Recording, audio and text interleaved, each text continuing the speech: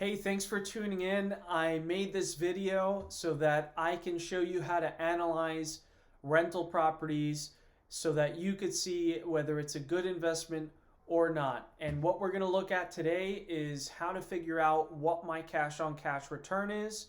And what a cash on cash return is how much money is my money making me. So if I invest $100,000, how much do I get back at the end of the year? And that comes in the form of a percentage. So I have my formulas here and I'm going to show them to you and explain them to you before I hop into that. If you don't know who I am, my name's Will O'Donnell. I'm a real estate agent on Long Island here in New York. And I am also a real estate investor.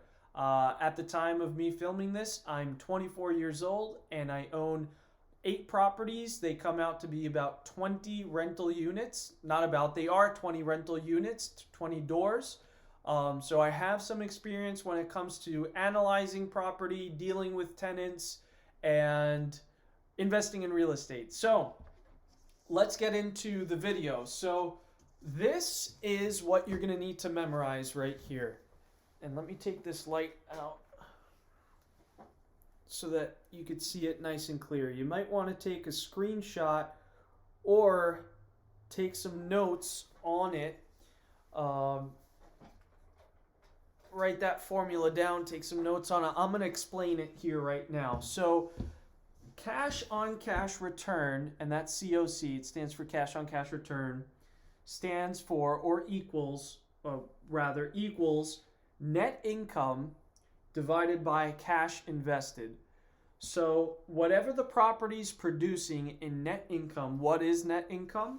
Net income sometimes is referred to NOI, which is net operating income, equals gross income minus expenses.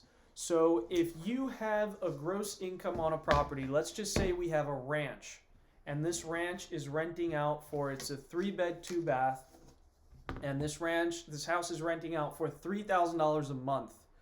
That would be our gross income. Now, we may have expenses such as the mortgage that we got on, and most of the time our mortgage includes principal, interest, taxes, and insurance within the mortgage. We may have some landscaping expenses there as well. We may pay the water bill, or we may even be responsible for some of the utilities. Whatever reoccurring expense that we have within this property, and most of the time it's just going to be the mortgage, landscaping, and water bill, we're going to take that number, all of those expenses, whatever they are, and we're going to subtract that from the rent. So in this example, $3,000 comes in every month. Our mortgage is $2,200, and we have a reoccurring landscaping expense of $100. So that would mean our total expenses would be $2,300, the mortgage plus the landscaping. And how do we figure out what the mortgage is going to be? Well, let me break that down for you. I recommend downloading a mortgage calculator app. So within that mortgage calculator app, I'm going to pull mine up right here so I could show you guys what it looks like. This is the app right here. I'm able to put what the property, the price of the property, down payment, interest rate, the term, as in how many years I'm getting the mortgage for. I recommend the 30-year fixed. Taxes, how much are the property taxes? How much is the property insurance? And et cetera, et cetera. You could fill out all that information on this app. This is what the app looks like. It's that middle one right there that says mortgage. That's my favorite app to use. So once you calculate that mortgage, you're going to take your other expenses, such as the landscaping that we just went over, $2,300, add it all up, subtract it from the gross income, which is the $3,000 a month. Now you have a net operating income or a net income on that property of $700 a month. So now that you have the net income, which is $700 a month, what you're going to do is you're going to multiply that number by 12. Why 12? Because there's 12 months in a year. We want to use those figures, the yearly figures. So we're going to multiply 700 by 12. So 700 times 12 is $8,400. So that's our net income in this example. Now the cash invested, we're going to divide that 8,400 by the cash invested. So now let's say we bought this ranch for $300,000. Since it's an investment property, we put 25% down, and our closing costs were another 5%. So let's just say 30% total, and we had a roof that we had to replace for $8,000. So 30% of $300,000 is $90,000 plus $5,000 in the repairs. So that's $95,000. I'm just going to write this in here. So we've got 8,400 divided by 95,000. So 8,400, which is 700, our net income per month, times 12 is 8,400 divided by 95,000. That's the cash invested. So let's do those numbers. Let's run them in the calculator. That's 8,400 divided by 95,000.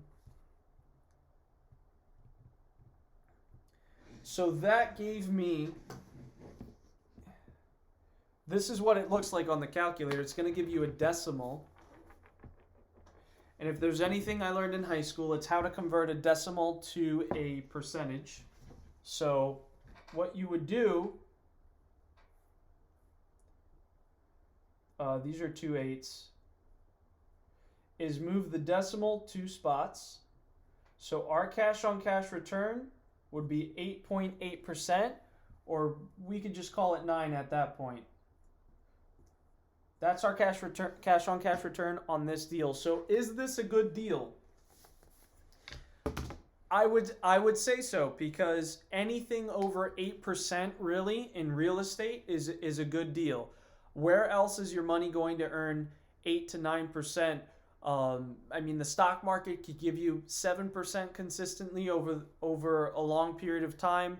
The advantage of real estate with real estate is that it gives you a decent return, much better than the bank, by the way, and you're also gaining appreciation, and your equity is also growing because the tenant is paying down the mortgage. So those are just some benefits from investing in real estate. Again, this is the formula: net income divided by cash invested. Your net income is your gross income minus expenses. Your cash invested is your down payment, your closing costs, and any repairs that are needed.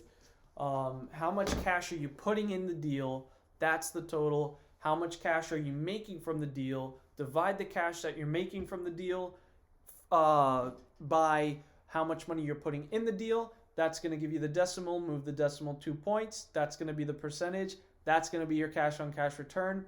Anything over 8% is acceptable across the board, I'd say, in the real estate investing community. So I hope you enjoyed that video. I hope you learned something from it. I'm going to make an additional video on getting into a little more depth on things, because you do have to factor in vacancy costs, repair costs, maintenance costs, etc.